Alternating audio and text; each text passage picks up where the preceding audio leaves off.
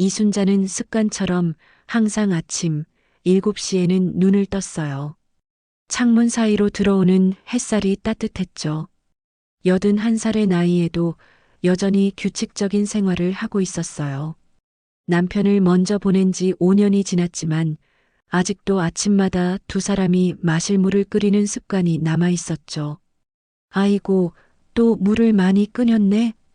이순자는 쓸쓸히 웃으며 물의 양을 조절했어요. 그때 핸드폰이 울렸습니다. 어머님, 안녕하세요? 며느리 서연의 밝은 목소리였어요. 어머, 서연아. 벌써 일어났니? 네, 저 지금 어머님 집으로 가고 있어요. 오늘 어머님이랑 같이 시장에 가서 고등어 사다가 조림해드리려고요. 이순자의 얼굴에 미소가 번졌어요. 3년 전 아들 민호와 결혼한 서연은 이렇게 일주일에 3번씩은 꼭 찾아왔거든요. 그래. 그럼 내가 준비 좀 하고 있을게. 네, 어머님 그럼 이따 봬요. 전화를 끊고 나서 이순자는 옷을 갈아입기 시작했어요.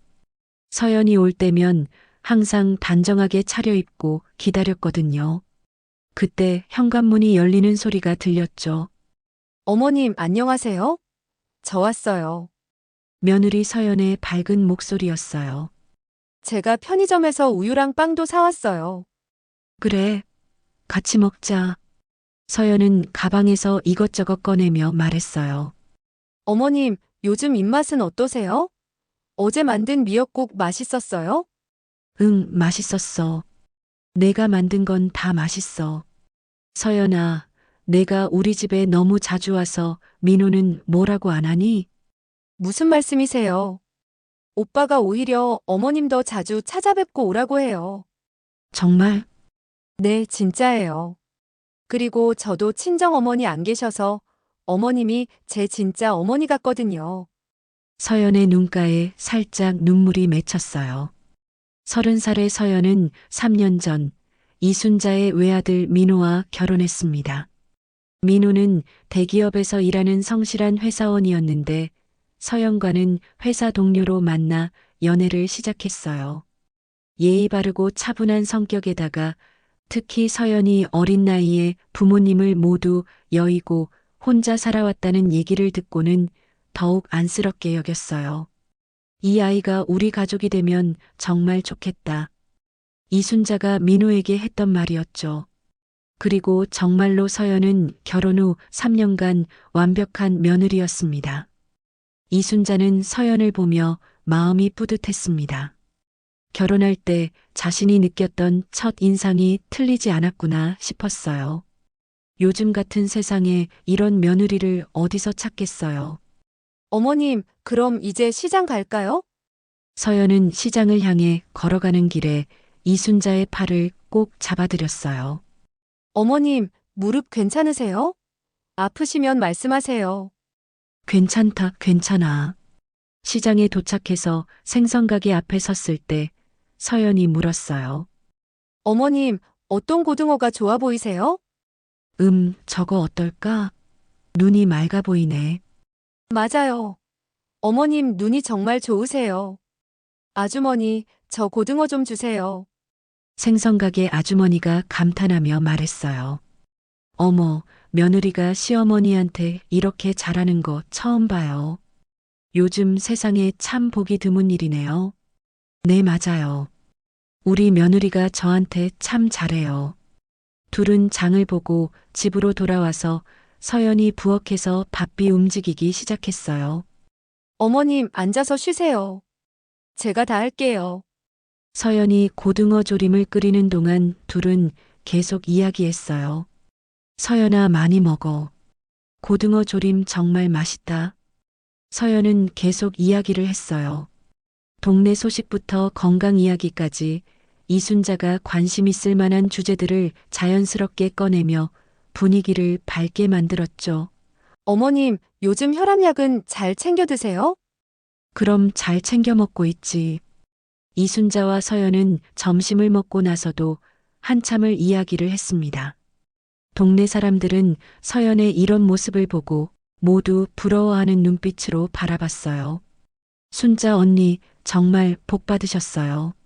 며느리가 저렇게 효성스러운 집이 어디 있어요? 맞아요.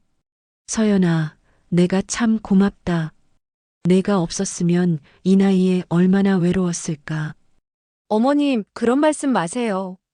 저야말로 어머님이 계셔서 든든하죠. 오빠가 회사 일로 바쁠 때도 어머님이랑 시간 보내는 게 제일 좋아요. 어머님, 이번 주말에 민호 오빠랑 함께 나들이 나가실까요? 날씨도 좋은데 공원 산책이라도 하면 좋을 것 같아요. 그래도 되겠니? 너희 둘이서 데이트해야 할 텐데. 무슨 말씀이세요? 어머님이랑 함께 있는 게 더 좋은걸요. 서연의 말에는 진심이 담겨 있었어요. 적어도 이순자에게는 그렇게 들렸죠. 오후 늦게 서연이 돌아간 후 그 완벽해 보이는 며느리의 진짜 얼굴을 말이에요. 그로부터 일주일 후 이순자는 평소 서연이 모습과 다른 서연의 모습을 보게 됐어요. 서연이 찾아온 날이었는데 뭔가 분위기가 이상했어요. 어머님, 안녕하세요. 인사는 평소와 같았지만 목소리에 힘이 없었습니다. 얼굴도 좀 어두워 보였어요. 서연아, 무슨 일 있니? 얼굴이 안 좋아 보이는데. 아니에요, 어머님. 그냥 좀 피곤해서요. 서연은 그렇게 말하며 소파에 털썩 앉았어요. 평소 같으면 먼저 부엌으로 가서 뭔가 챙겨드리겠다고 하는데 오늘은 그런 기색이 전혀 없었습니다. 서연아, 차라도 한 잔 끓여줄까? 괜찮아요, 어머님. 그냥 잠깐 앉아 있을게요. 이순자는 서연의 표정을 유심히 살펴봤어요. 뭔가 고민이 있어 보였습니다. 혹시 민호와 다툰 건 아닌지 아니면 직장에서 무슨 일이 있었는지 걱정이 되었어요. 우리 서연이가 무슨 걱정이 있나? 어머니한테 말해봐. 서연은 한참 동안 말이 없었습니다. 그러더니 갑자기 입을 열었어요. 어머님, 솔직히 말씀드려도 될까요? 그럼 뭐든지 말해봐. 요즘 민호 오빠가 너무 바빠서 저희 시간이 거의 없어요. 신혼인데 이래도 되나 싶어서요. 이순자는 서연의 말에 깜짝 놀랐습니다. 민호가 바쁘다는 건 알고 있었지만 서연이 이렇게 서운해할 줄은 몰랐어요. 서연아, 민호가 지금 승진 앞두고 있잖니. 조금만 참아줘. 네, 알고 있어요. 그런데 서연이 말을 흐렸어요. 뭔가 더 하고 싶은 말이 있어 보였습니다. 그런데 뭘? 어머님도 너무 자주 오라고 하시니까 오빠가 스트레스 받는 것 같아요. 이순자는 그 말을 듣고 가슴이 철렁했어요. 자신 때문에 아들이 스트레스를 받는다는 말이었습니다. 내가 언제 자주 오라고 했니? 직접적으로 말씀하신 건 아니지만 제가 안 오면 서운해 하시잖아요. 그래서 오빠가 저한테 어머니 좀 더 자주 찾아뵈라고 하는 거예요. 서연의 말투가 점점 날카로워지고 있었어요. 평소의 다정한 모습과는 완전히 달랐습니다. 서연아, 내가 그런 의도로 한 말이 아닌데. 어머님, 저도 이해해요. 혼자 계시니까 외로우실 거예요. 그런데 저희도 신혼부부잖아요. 좀 이해해 주세요. 이순자는 할 말을 잃었습니다. 서연이 이렇게 말하는 걸 처음 봤어요. 지금까지 보여준 따뜻한 모습들이 모두 가짜였던 건지 의심스러웠습니다. 그럼 앞으로는 덜 오면 되는 거니? 그런 뜻이 아니라 그냥 저희한테도 시간이 필요하다는 말씀이에요. 서연이 핸드폰을 들여다보며 시간을 확인했어요. 뭔가 급한 일이라도 있는 듯 했습니다. 어머님, 저 오늘 일찍 가봐야 할 것 같아요. 약속이 있어서요. 벌써? 밥이라도 먹고 가지 그래. 괜찮아요. 밖에서 먹을 거예요. 서연은 그렇게 말하며 일어났습니다. 가방을 챙기는 모습이 어딘지 서둘러 보였어요. 서연아, 혹시 나한테 화난 거 아니니? 아니에요, 어머님. 그냥 좀 피곤해서 그래요. 하지만 서연의 표정에서는 짜증이 역력히 드러나고 있었습니다. 현관문을 나서며 던진 인사도 평소보다 차갑게 느껴졌어요. 그럼 다음에 뵐게요. 문이 닫힌 후 이순자는 한동안 그 자리에 서 있었습니다. 방금 전 대화가 꿈만 같았어요. 그렇게 다정했던 서연이 갑자기 왜 저런 모습을 보이는 걸까요? 혹시 정말 자신이 너무 자주 오라고 했던 건 아닌지, 민호와 서연 사이에 문제가 생긴 건 아닌지 온갖 생각이 머릿속을 스쳐 지나갔습니다. 이순자는 소파에 앉아 깊은 한숨을 내쉬었어요. 이날 이후로 서연은 찾아오는 횟수가 눈에 띄게 줄어들었습니다. 일주일에 3번씩 오던 서연이 이제는 한 번 올까 말까 했어요. 와도 예전처럼 오래 머물지 않았습니다. 이순자는 점점 불안해졌어요. 혹시 자신이 정말 부담스러운 존재였던 건 아닌지, 서연의 진심은 무엇인지 알 수가 없었습니다. 완벽해 보였던 며느리와의 관계에 첫 번째 균열이 생기기 시작한 순간이었어요. 한 달이 지나면서 서연의 변화는 더욱 뚜렷해졌습니다. 예전 같으면 먼저 연락해서 안부를 물어보던 서연이 이제는 이순자가 연락해야만 겨우 답장을 했어요. 어느 날 저녁 이순자는 용기를 내서 서연에게 전화를 걸었습니다. 서연아, 나야. 요즘 어떻게 지내니? 아, 어머님. 안녕하세요. 목소리가 예전 같지 않았어요. 뭔가 귀찮다는 듯한 톤이었습니다. 이번 주말에 시간 되면 집에 한번 와줄래? 내가 좋아하는 잡채도 만들어 놓고 기다릴게. 어머님, 죄송한데 이번 주는 좀 바빠서요. 다음에 시간 될 때 갈게요. 그래. 그럼 언제쯤? 어머님, 저 지금 외출 중이라 전화 끊을게요. 안녕히 계세요. 뚝. 전화가 끊어졌어요. 이순자는 한동안 핸드폰을 들고 있었습니다. 서연의 차가운 목소리가 귓속에서 맴돌았어요. 며칠 후 이순자는 시장에서 우연히 서연을 마주쳤습니다. 서연은 친구들과 함께 있었어요. 환하게 웃으며 즐거워하는 모습이었습니다. 어머. 서연이 이순자를 발견하고는 당황한 표정을 지었어요. 친구들이 누구냐고 묻자 서연은 잠깐 망설이더니 말했습니다. 아, 시어머니세요. 그런데 그 다음 말이 이순자의 가슴을 찔렀어요. 좀 까다로운 분이라 신경 쓸 일이 많아서요. 서연은 친구들에게 작은 목소리로 말했지만 이순자의 귀에는 또렷하게 들렸습니다. 친구들은 정말 서연 씨 힘들겠다라고 말하는 소리까지도요. 이순자는 아무 말도 할 수 없었어요. 그냥 고개만 살짝 숙여 인사하고는 다른 길로 걸어갔습니다. 뒤에서 서연이가 어머님 하고 부르는 소리가 들렸지만 돌아보지 않았어요. 집으로 돌아온 이순자는 거울 앞에 서서 자신을 바라봤습니다. 혹시 정말 자신이 까다로운 사람인지 서연에게 부담을 주는 존재인지 생각해 봤어요. 그날 밤 민호에게서 전화가 왔습니다. 어머니, 안녕하세요. 요즘 어떻게 지내세요? 응, 잘 지내고 있어. 너는? 저는 바쁘긴 하지만 괜찮아요. 그런데 어머니, 서연이한테 뭐라고 하신 거 있어요? 이순자의 가슴이 철렁했어요. 왜? 무슨 일인데? 서연이가 요즘 어머니 때문에 스트레스 받는다고 하네요. 자꾸 오라고 하시고 신경 쓸 일이 많다고요. 내가 언제 자꾸 오라고 했니? 어머니, 서연이 말로는 전화도 자주 하시고 안 가면 서운해 하신다고 하는데요. 이순자는 억울했어요. 자신은 그런 의도로 한 적이 없었거든요. 민호야, 나는 정말 그런 뜻으로 한 게 아닌데. 어머니, 서연이도 직장 다니면서 바쁘잖아요. 좀 이해해 주세요. 민호의 말에는 서연의 편을 드는 뉘앙스가 담겨 있었어요. 이순자는 자신의 아들조차 서연의 말만 믿는다는 사실에 더욱 마음이 아팠습니다. 그래, 알겠다. 앞으로는 조심할게. 네, 어머니. 그럼 저는 끊을게요.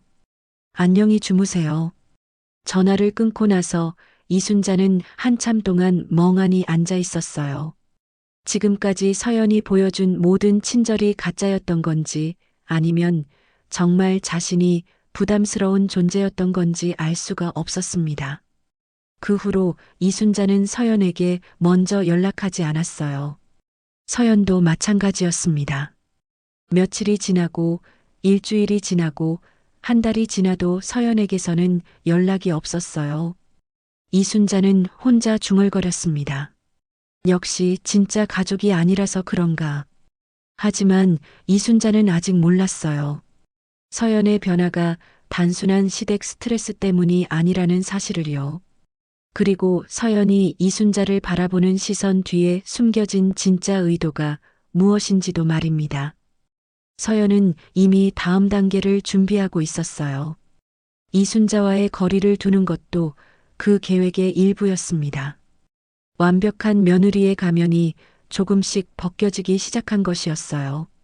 2달이 지난 어느 날 이순자에게 예상치 못한 전화가 걸려왔습니다. 서연이었어요. 어머님, 안녕하세요. 오랜만이에요.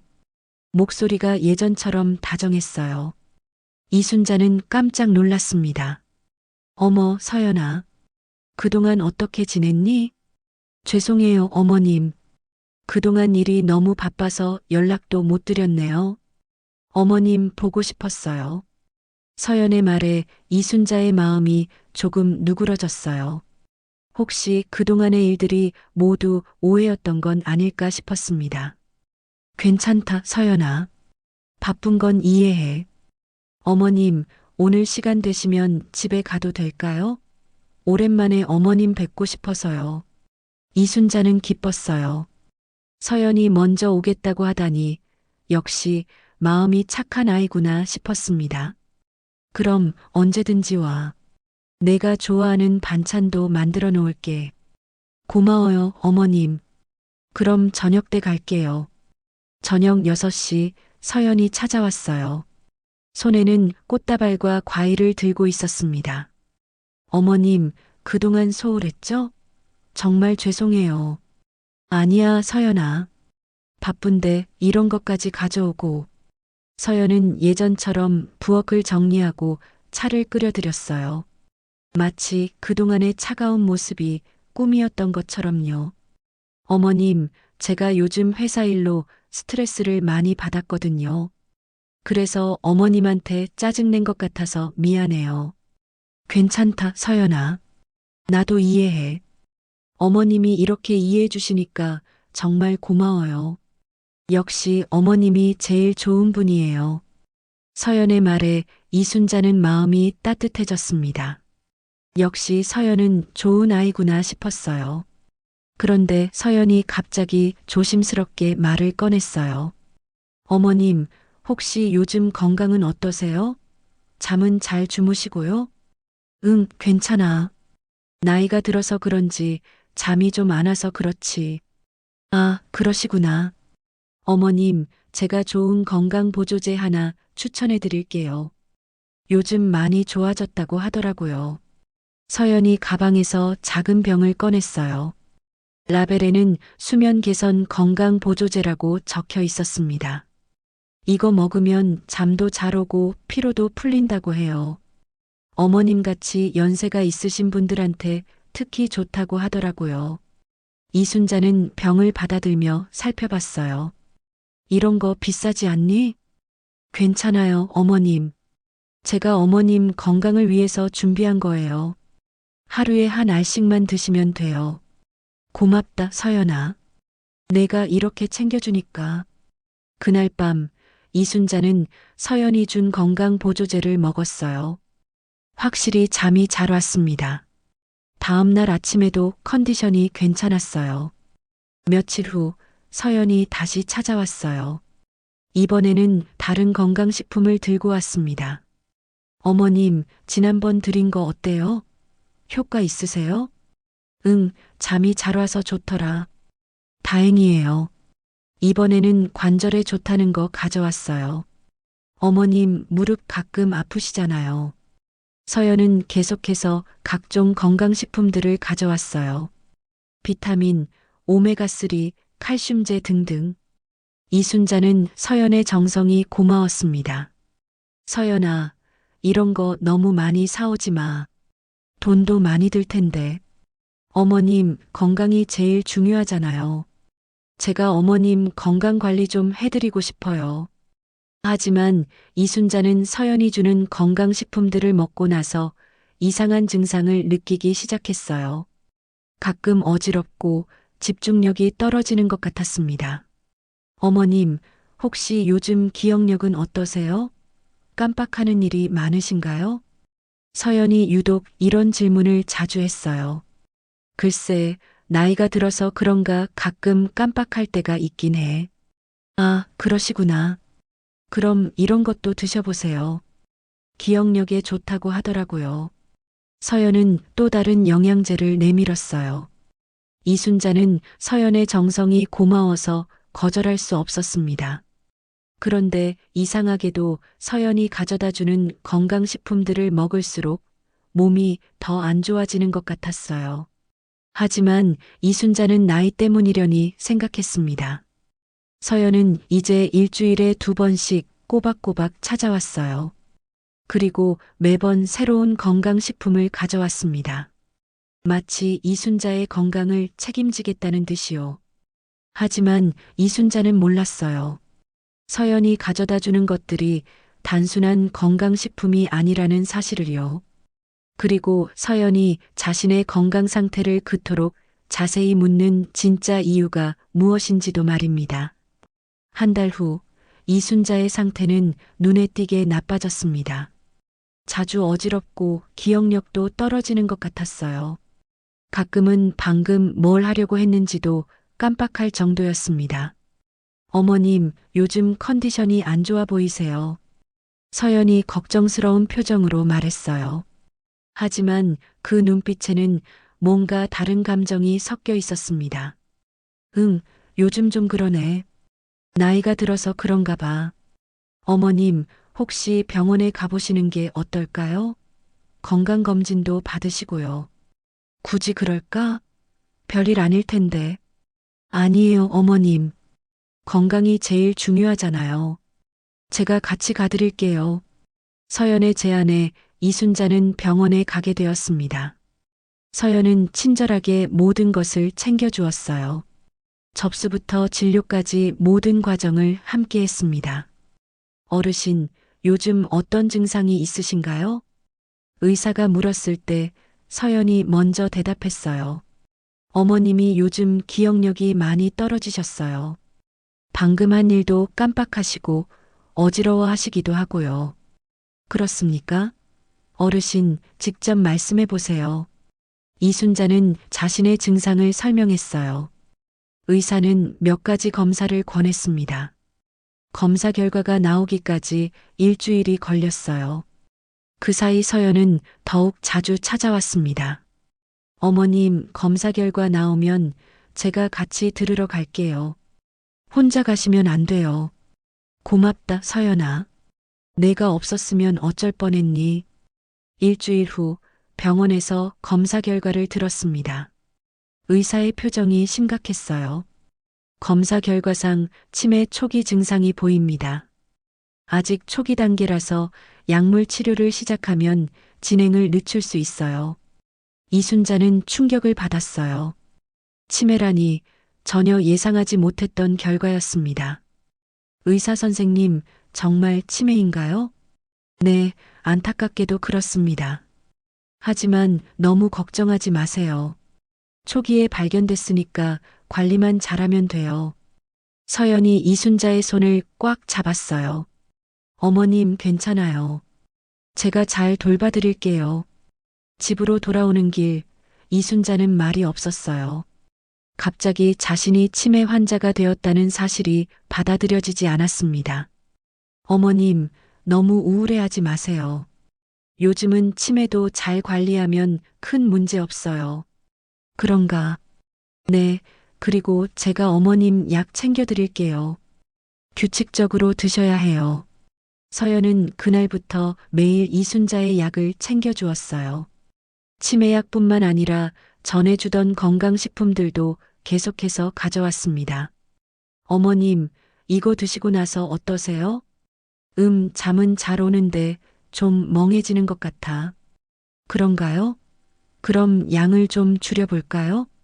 하지만 서연은 오히려 다른 약을 더 가져왔어요. 불안증에 좋다는 약, 우울증에 좋다는 약까지. 어머님, 치매 환자분들은 우울해지기 쉽거든요. 이런 것도 같이 드시는 게 좋아요. 이순자는 서연이 주는 모든 약을 믿고 먹었어요. 서연이 자신을 위해 이렇게 정성을 다하는데 의심할 이유가 없었거든요. 그런데 이상하게도 약을 먹을수록 몸이 더 안 좋아졌어요. 기억력은 더욱 떨어지고 종종 현실감을 잃을 때도 있었습니다. 서연아, 내가 요즘 너무 이상해. 약을 먹어도 나아지지 않는 것 같아. 어머님, 치매는 하루아침에 좋아지는 게 아니에요. 꾸준히 드셔야 해요. 그런가? 어느 날 밤, 이순자는 우연히 서연의 전화 통화를 엿듣게 되었어요. 서연이 화장실에 간 사이 핸드폰이 울렸는데 자동으로 스피커폰이 켜져 있었습니다. 네, 계획대로 잘 되고 있어요. 병원에서도 치매 진단 받았고요. 상대방의 목소리는 들리지 않았지만 서연의 대답이 이어졌습니다. 약도 계속 드시고 계셔서 상태가 많이 안 좋아지셨어요. 이제 곧 다음 단계로 넘어가도 될 것 같아요. 이순자는 가슴이 철렁했어요. 뭔가 이상했습니다. 서연이 말하는 계획이 무엇인지, 다음 단계가 무엇인지 알 수 없었지만 불길한 예감이 들었어요. 서연이 화장실에서 나와서 핸드폰을 확인했어요. 어머님, 전화 온 거 없죠? 아니, 없었어. 이순자는 일부러 모른 척 했어요. 하지만 마음속에는 의심의 씨앗이 심어졌습니다. 과연 서연이 자신에게 주는 약들이 정말 치료용일까요? 아니면 다른 목적이 있는 걸까요? 그날 밤부터 이순자는 서연을 조심스럽게 관찰하기 시작했어요. 그리고 점점 더 많은 이상한 점들을 발견하게 됩니다. 며칠 후, 이순자는 서연이 주는 약을 몰래 분석해 보기로 마음먹었습니다. 평소 같으면 절대 하지 않았을 일이지만 그날 밤 들었던 전화 통화가 계속 마음에 걸렸어요. 서연아, 이 약 정확히 뭐에 좋은 거니? 어머님, 제가 지난번에 말씀드렸잖아요. 치매 진행을 늦춰주는 거예요. 그런데 병원에서 준 약과는 다르게 생겼네? 서연의 표정이 순간 굳어졌어요. 어머님, 이건 천연 성분으로 만든 건강보조제예요. 병원 약과 함께 드시면 더 효과가 좋아요. 그렇구나. 이순자는 더 이상 묻지 않았어요.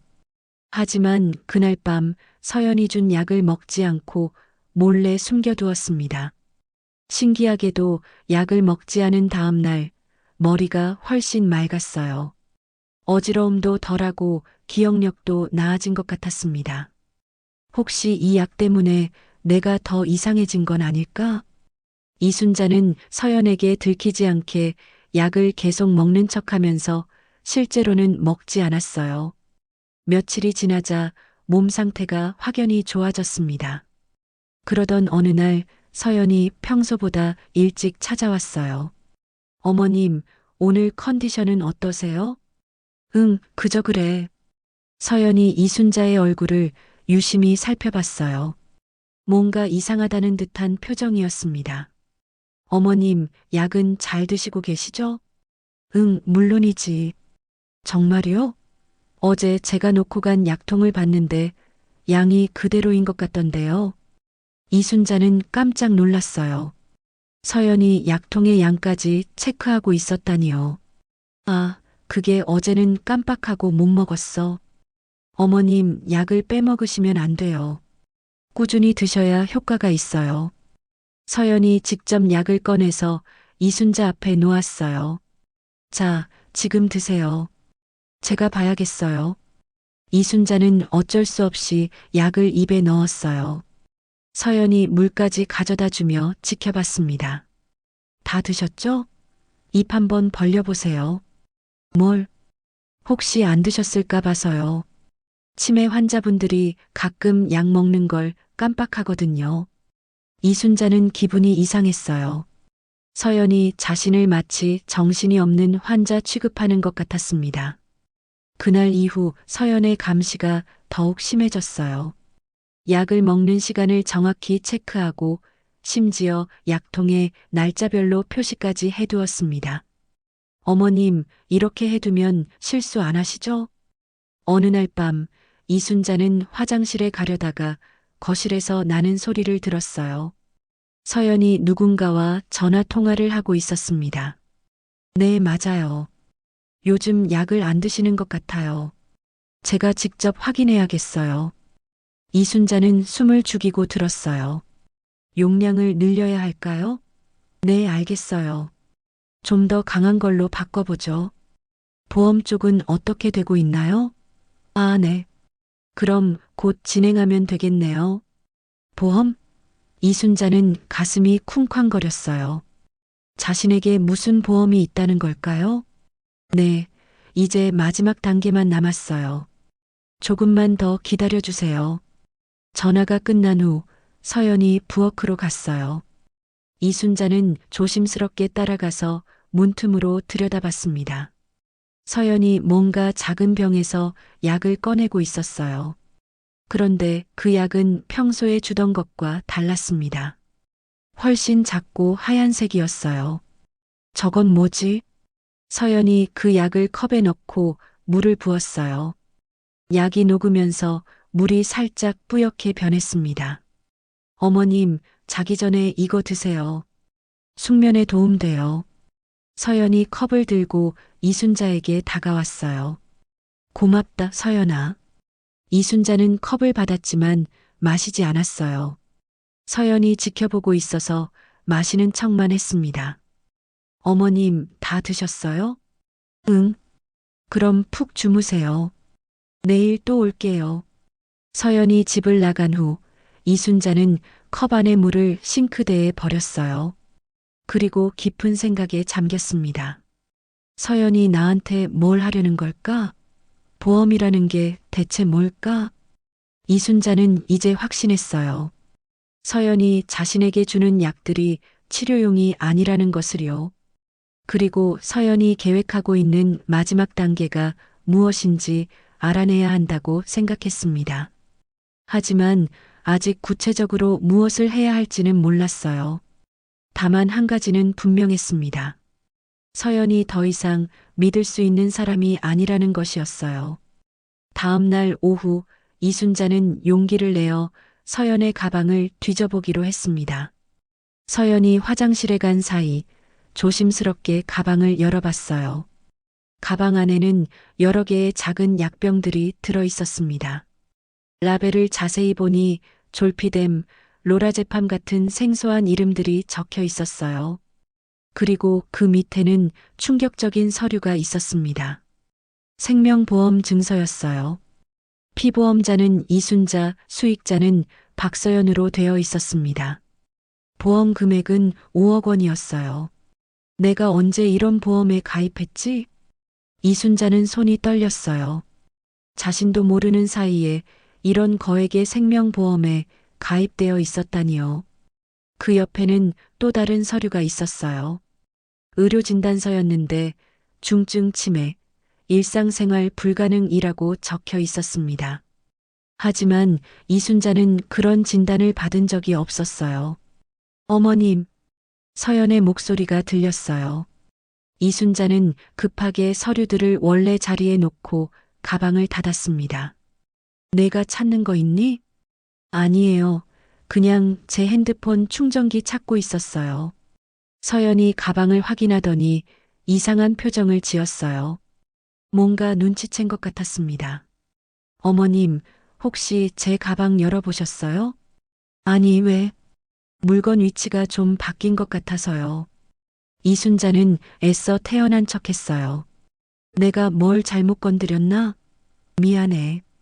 괜찮아요, 어머님. 치매 때문에 기억이 안 나시는 거겠죠. 서연의 말투가 차가워졌어요. 그리고 그날부터 서연의 감시가 더욱 삼엄해졌습니다. 어머님, 요즘 상태가 많이 안 좋아 보이시네요. 병원에 다시 가보는 게 어떨까요? 굳이 그럴 필요 있을까? 어머님, 치매가 진행되면 더 위험해요. 혼자 계시다가 큰일 나실 수도 있어요. 서연이 또 다른 약병을 꺼냈어요. 이번에는 좀 더 강한 걸로 가져왔어요. 하루에 2알씩 드세요. 서연아, 이 약 이름이 뭐니? 그냥 치매약이에요, 어머님. 복잡한 이름이라 기억 못 하실 거예요. 이순자는 더 이상 참을 수 없었어요. 서연아, 내가 언제 생명보험에 가입했니? 서연의 얼굴이 순간 굳어졌어요. 무슨 말씀이세요? 내 명의로 된 생명보험 말이야. 수익자가 너로 되어 있던데. 어머님, 그건 혹시 모를 상황에 대비해서 제가 가입해드린 거예요. 내 동의도 없이? 어머님이 동의하셨어요. 치매 때문에 기억 못 하시는 거예요. 서연이 점점 다급해지는 모습이었어요. 그리고 어머님, 제 가방을 왜 뒤지셨어요? 그런 행동은 치매 증상 중 하나예요. 나는 치매가 아니야. 이순자가 소리쳤어요. 그러자 서연의 얼굴이 완전히 변했습니다. 어머님, 진정하세요. 흥분하시면 안 돼요. 서연이 새로운 주사기를 꺼냈어요. 이거 맞으시면 안정될 거예요. 싫어. 나한테 뭘 하려는 거야. 이순자가 도망치려 했지만 서연이 팔을 꽉 잡았어요. 어머님, 가만히 계세요. 치료받으셔야 해요. 그 순간 이순자는 깨달았어요. 서연이 자신을 죽이려 한다는 것을요. 도와줘, 살려줘. 이순자가 큰 소리로 외쳤어요. 그러자 서연이 당황하며 주사기를 내려놓았습니다. 어머님, 왜 이러세요? 제가 어머님 치료해드리는 건데. 넌 내 며느리가 아니야. 넌 누구야? 어머님, 정신 차리세요. 하지만 이순자는 이미 진실을 알고 있었어요. 서연이 3년간 보여준 모든 친절이 거짓이었다는 것을, 그리고 자신을 죽여서 보험금을 타려는 계획이었다는 것을요. 그때 갑자기 현관문이 열렸어요. 어머니, 민호의 목소리였어요. 이순자는 안도의 한숨을 내쉬었습니다. 민호야. 어머니, 무슨 일이에요? 왜 이렇게 소란스러워요? 서연이 재빨리 주사기를 숨기며 말했어요. 오빠, 어머님이 요즘 상태가 많이 안 좋아지셨어요. 방금도 갑자기 이상한 소리 하시면서. 민호야, 서연이가 나를 죽이려 해. 이순자가 절규했어요. 민호는 당황스러운 표정으로 두 사람을 번갈아 봤습니다. 과연 누구의 말을 믿어야 할까요? 민호야, 서연이 가방을 봐. 거기에 내 생명보험 증서가 들어있어. 이순자가 다급하게 외쳤어요. 민호는 혼란스러운 표정으로 서연을 바라봤습니다. 서연아, 이게 무슨 말이야? 오빠, 어머님이 요즘 치매 때문에 헛것을 보세요. 저한테 이상한 누명을 씌우시고. 서연이 울먹이는 목소리로 말했어요. 하지만 이순자는 포기하지 않았습니다. 민호야, 내 말 믿어. 서연이가 나한테 이상한 약을 먹였어. 그리고 내 모르게 보험에 가입시켰다고. 민호가 서연의 가방을 보려고 하자 서연이 재빨리 가방을 숨겼어요. 오빠, 어머님이 착각하고 계세요. 제가 왜 그런 일을 하겠어요? 그럼 가방 좀 보여줘. 어머니를 안심시켜드리자. 서연의 얼굴이 새파랗게 변했어요. 오빠, 저를 의심하는 거예요? 의심하는 게 아니라 확인하는 거야. 민호가 가방에 손을 뻗었을 때 서연이 갑자기 소리쳤어요. 싫어요. 제 사생활을 왜 뒤져요? 그 반응에 민호도 이상함을 느꼈습니다. 평소 서연이라면 기꺼이 보여줬을 텐데요. 서연아, 뭔가 숨기는 거 있어? 아니에요. 하지만 제 가방을 뒤지는 건 기분 나빠요. 이순자가 민호에게 다가갔어요. 민호야, 내가 3년 동안 서연이를 지켜봤어. 처음엔 정말 좋은 아이인 줄 알았는데 요즘 들어 완전히 달라졌어. 어머니, 구체적으로 뭐가 달라졌는데요? 약을 자꾸 가져다 주면서 먹으라고 해. 그런데 그 약을 먹으면 머리가 더 멍해져. 그리고 이순자가 숨을 고르며 계속했어요. 내 명의로 생명보험에 가입했는데 수익자가 서연이야. 5억 원짜리 보험이야. 민호의 표정이 심각해졌어요. 서연아, 이게 사실이야? 오빠, 그건 혹시 모를 상황에 대비해서 내 동의 없이? 어머님이 동의하셨어요.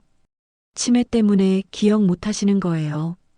그때 이순자가 소파 쿠션 밑에서 뭔가를 꺼냈어요. 민호야, 이것 좀 봐. 작은 약병이었어요. 라벨에는 졸피뎀 10mg라고 적혀 있었습니다. 이거 수면제잖아. 서연아, 이걸 왜 어머니한테 줬어? 그게 어머님이 잠을 못 주무셔서. 이건 처방전 없이는 못 구하는 약이야. 어디서 구했어? 서연이 대답하지 못하고 있을 때 민호의 핸드폰이 울렸어요. 여보세요? 민호 씨, 저 경찰서 형사 김철수입니다.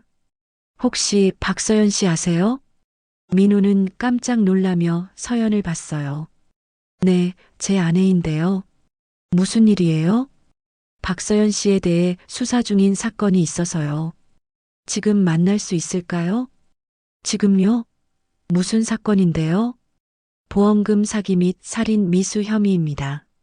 전화를 받던 민호의 얼굴이 창백해졌어요. 서연은 이미 도망갈 준비를 하고 있었습니다. 오빠, 저는 아무것도 안 했어요. 서연아, 일단 진정하고 경찰에게 설명해. 싫어요. 저 억울해요. 서연이 현관문으로 뛰어가려고 했지만 마침 그때 경찰이 현관문을 두드렸어요. 경찰입니다. 문 열어주세요. 결국 서연은 체포되었어요. 수사 과정에서 충격적인 사실들이 드러났습니다. 서연의 진짜 이름은 김미선이었고 이미 다른 지역에서 비슷한 범죄를 저질렀던 연쇄 사기범이었어요. 고령자들에게 접근해서 신뢰를 얻은 후 생명보험에 가입시키고 약물로 서서히 독살하는 수법을 써왔던 것입니다. 어머니, 정말 죄송해요. 제가 서연이를 제대로 알아보지 못해서.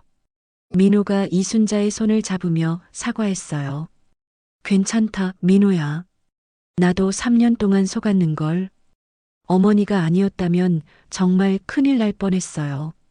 수개월 후 재판에서 서연은 살인 미수 및 보험 사기 혐의로 징역 15년을 선고받았어요.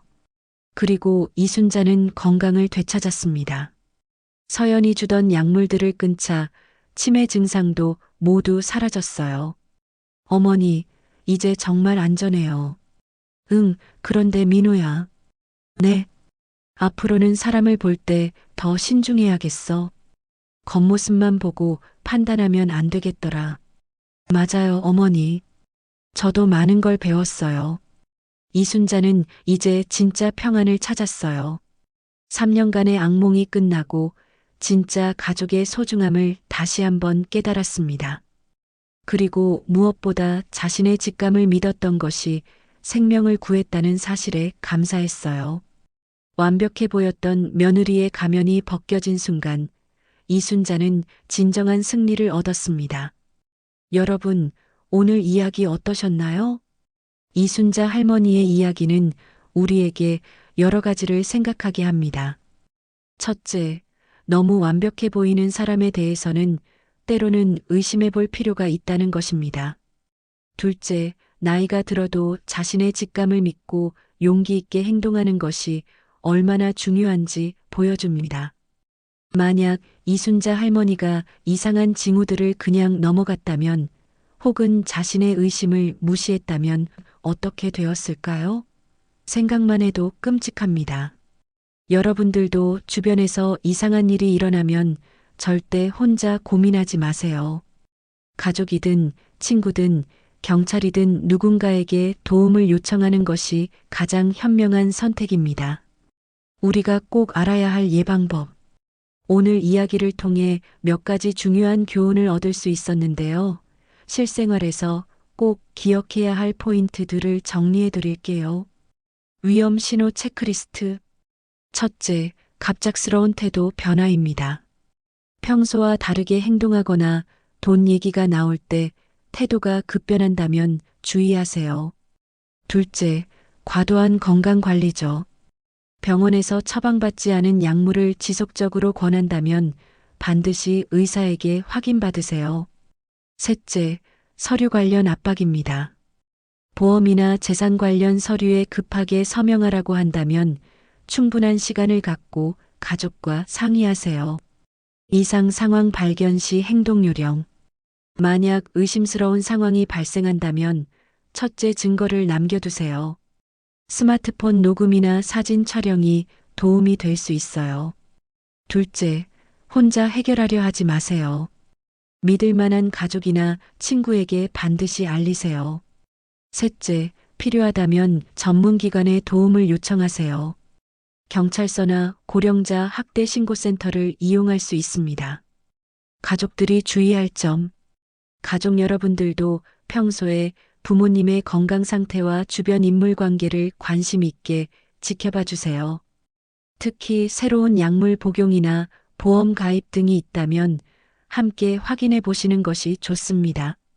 정기적인 안부 확인과 소통이 가장 좋은 예방법이라는 것도 기억해 주세요.